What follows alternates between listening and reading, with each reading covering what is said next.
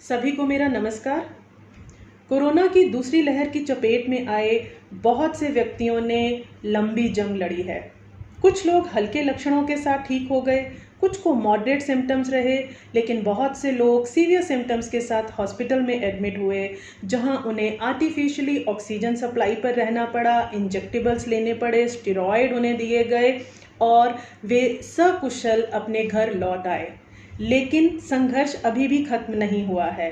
उनमें से बहुत से लोगों को थकान, कमजोरी, चिड़चिड़ापन, नींद न आना और अन्य कई समस्याओं से जूझना पड़ रहा है। तो आज के वीडियो में हम उन्हीं 5 मुख्य बातों पर डिस्कस करेंगे जो कोरोना से ठीक हुए लोगों की रिकवरी में हेल्प करेगा।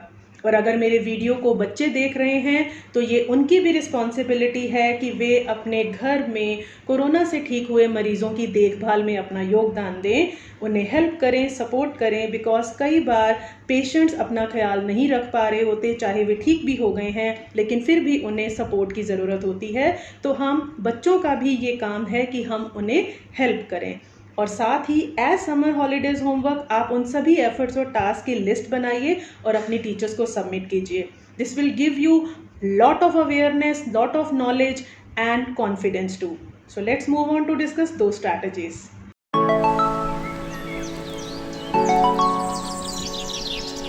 तो सबसे पहली स्ट्रैटेजी में हम बात करेंगे मेंटल हेल्थ की।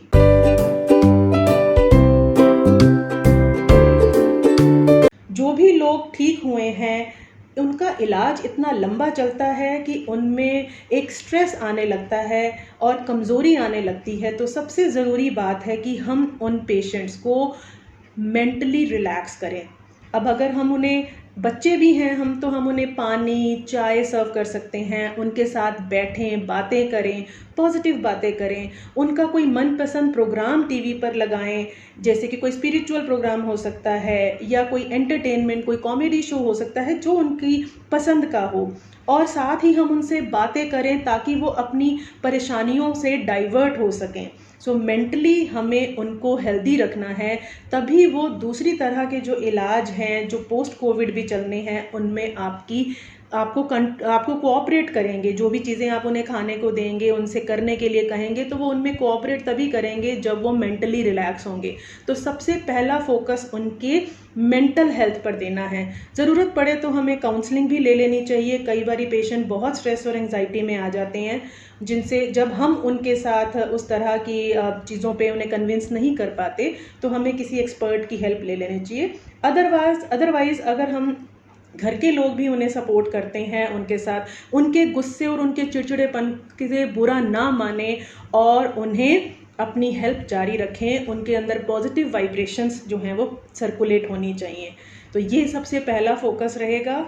दूसरी स्ट्रैटेजी में हमें ध्यान देना है उन पेशेंट्स की ओर जो कि हॉस्पिटल में एडमिट रहे या जिन्हें स्टेरॉयड दिए गए, क्योंकि स्टेरॉयड जो हैं वो इम्यूनिटी को सप्रेस कर देते हैं, तो जिसकी वजह से एक और बीमारी भी देखने में आ रही है,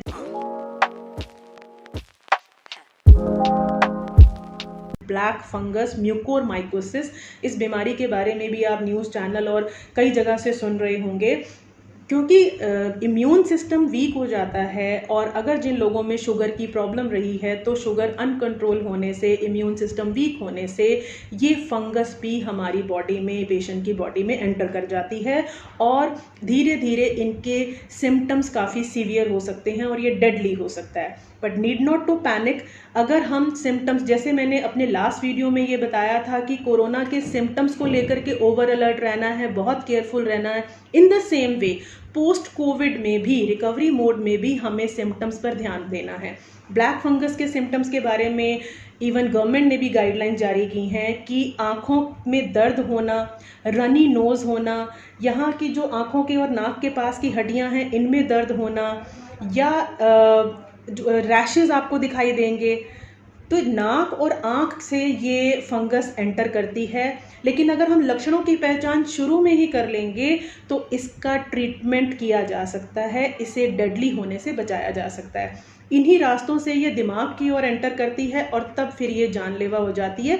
बट अगर हम पेशेंट के हर सिम्टम पर, हर एक्टिविटी पर नज़र बनाए रखेंगे तो हम इन चीज़ों को जल्दी पकड़ सकते हैं। और ऐसा कोई भी सिम्टम नज़र आते ही कांटेक्ट करिए डॉक्टर से जिनके अंडर ट्रीटमेंट चला था, और अगर ट्रीटमेंट किसी लोकल फिजिशियन के थ्रू भी चला है तो आप उन्हें कांटेक्ट कर सकते हैं।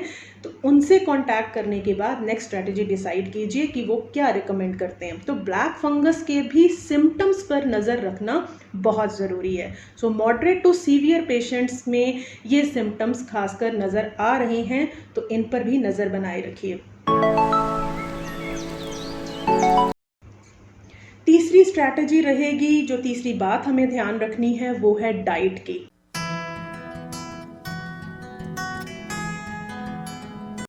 क्योंकि शरीर में कमज़ोरी आ चुकी होती है, इतने दिन इलाज चला है, चाहे हल्के लक्षण भी रहे हों, लेकिन वे पेशेंट भी इस समय अपने शरीर में बहुत कमज़ोरी अनुभव कर रहे होंगे, जिसकी वजह से एंग्जाइटी और चिड़चिड़ापन भी आ जाता है। तो इस कमज़ोरी को दूर करने के लिए हेल्दी डाइट लेना बहुत ज़रूरी है। बेटर रहेगा कि हम कार्बोहाइड्रेट डाइट को इंटेक कम करके प्रोटीन रिच डाइट लें, जैसे कि गेहूं की रोटी ना लेकर के मक्का, ज्वार या बाजरा की रोटी ली जा सकती है। हरी सब्जियों का इंटेक बढ़ा दीजिए, वेजिटेबल सूप लिया जा सकता है। फल जो हैं वो इतनी वैरायटी में आजकल अवेलेबल हैं, वे पेशेंट को देने चाहिए। जूसेस हैं, नारियल पानी है, और इसी के साथ साथ हमें पेशेंट की बॉडी को हाइड्रेट भी रखना है, तो लिक्विड्स का इंटेक भी जैसे हम कोरोना के टाइम पे बढ़ा कर रखते हैं कि बॉडी हाइड्रेटेड रहे, उसी चीज़ का ध्यान अभी और कुछ दिन भी रखना है कि बॉडी हाइड्रेटेड रहे। तो किसी न किसी रूप में लिक्विड, और नारियल पानी है या शिकंजी है घर में बहुत अच्छा, जो प्रिजर्वेटिव वाली ड्रिंक्स हैं उन्हें अवॉइड करें, फ्रेश बनाएं, वो ज़्यादा बेटर है। सो डाइट और लिक्विड्स का इंटेक अच्छा रखना है, तभी हम कमज़ोरी से जल्दी रिकवर करा पाएंगे पेशेंट को। एंड द फोर्थ स्ट्रैटेजी जिस पर हमें ध्यान देना है वो है एक्सरसाइज।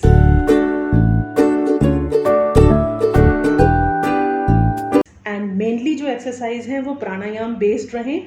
शुरू में जब पेशेंट को कमज़ोरी महसूस हो रही हो तो इनके लिए वो रेडी नहीं होंगे, बट कोई बात नहीं, उस समय भी बहुत एंग्जाइटी हम एज एन अटेंडेंट भी हमें क्रिएट नहीं करनी है, कि हल्का जैसे धीमे और गहरे लंबे सांस लेते रहें, जितना वो ले सकते हैं, थोड़ी देर बैठ करके या हाफ लेटी हुई पोजीशन में, किसी भी तरह से।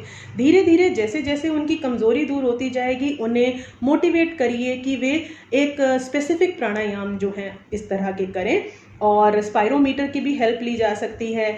और प्राणायाम में अगर जब वो लंबी गहरी सांसें भी ले रहे हैं तो कोशिश करवाएं कि वो नाक से सांस लें और मुंह से छोड़ें, जैसे कि हम एक बलून फुला रहे हैं, गुब्बारा फुला रहे हैं। तो इस तरह से हमारे लंग्स को मजबूती मिलेगी। कोरोना से भले ही ठीक हो चुके हैं हम, लेकिन लंग्स पर अटैक हुआ होता है तो लंग्स वीक हो चुके होते हैं। तो लंग्स की एक्सरसाइजेस अभी भी कंटिन्यू करनी है। कोरोना के इलाज के दिनों में भी ये बोला जाता है, बट उसके बाद भी ये ज़रूरी है। इससे ना केवल हमारे लंग्स मजबूत होंगे, बल्कि हमें मेंटल रिलैक्सेशन भी महसूस होगी, या पेशेंट को हम ये चीज़ मेंटली रिलैक्स कर सकते हैं। एंड सेकेंडली, इसका बहुत बड़ा रोल इसमें भी रहेगा, जो नींद ना आने की शिकायत रहती है, तो जब माइंड रिलैक्स होगा, प्राणायाम उसमें हेल्प करेगा। और दूसरी बात है कि पेशेंट को फ़ोन या किसी भी तरह के डिस्टर्बेंसेस से दूर ही रखिए। उनके साथ अपना एक फ़िज़िकल एटमॉस्फेयर बनाना ज़्यादा ज़रूरी है, पॉजिटिव फिज़िकल एटमॉस्फेयर, साथ बैठना, बातें करना, उनसे बातें उनकी भी, जैसे कि कुछ वो अपना बताना चाहते हैं, कोई पुरानी बातें, जिस भी तरह की चीज़ों में उन्हें इंटरेस्ट हो, उस तरह की बातें उनके साथ करना। तो बेटर रहेगा कि फ़ोन या गैजेट्स की हेल्प ना ली जाए, और हम एक फ़िज़िकल एटमॉस्फेयर पॉजिटिव, जो फुल ऑफ पॉजिटिव एनर्जी हो, ऐसा बनाएं।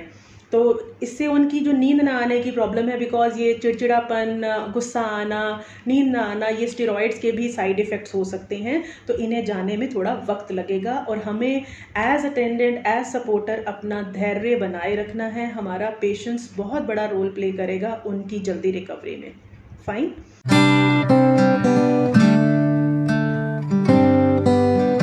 And the last strategy is to keep an eye on other diseases और the comorbidities, जो पेशेंट पहले से ही जिन चीज़ों से, जिन बीमारियों से ग्रस्त होते हैं, जैसे हाई ब्लड प्रेशर रहना, या डायबिटीज़ रहना, या किडनी रिलेटेड कोई चीज़, या अगर वो अस्थमैटिक हैं, तो इस तरह के जो पैरामीटर जिन पर पहले हम नज़र बनाए रखते थे, उन पर और गहरी नज़र करनी है।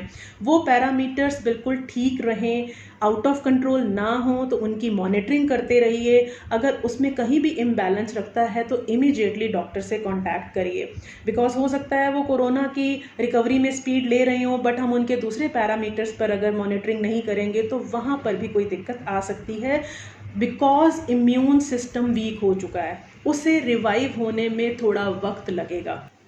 इस तरह से इन 5 स्ट्रेटजीज को केयरफुली फॉलो करके हम अपने पेशेंट को कोरोना से बहुत जल्दी रिकवर करा सकते हैं। वीडियो को शेयर कीजिए सो दैट कि लोग इन बातों को सुने, इनकी तरफ केयरफुल रहें और अपने पर्सन को जल्दी से जल्दी ठीक कर लें। अगले वीडियो में मैं बात करूंगी कि हमारी बॉडी का इम्यून सिस्टम किस तरह से फंक्शन करता है और एंटीबॉडीज क्या होती हैं। ये टर्म्स आजकल आप बहुत ज़्यादा सुन रहे होंगे। तो इसी तरह से पैंडेमिक रिलेटेड साइंस की बातों को आसान भाषा में समझने के लिए बने रहिए मेरे साथ। चैनल को सब्सक्राइब कीजिए, वीडियोस को लाइक एंड शेयर कीजिए। Till then, bye bye. स्वस्थ रहिए, खुश रहिए और अपनों को भी स्वस्थ रखिए। धन्यवाद।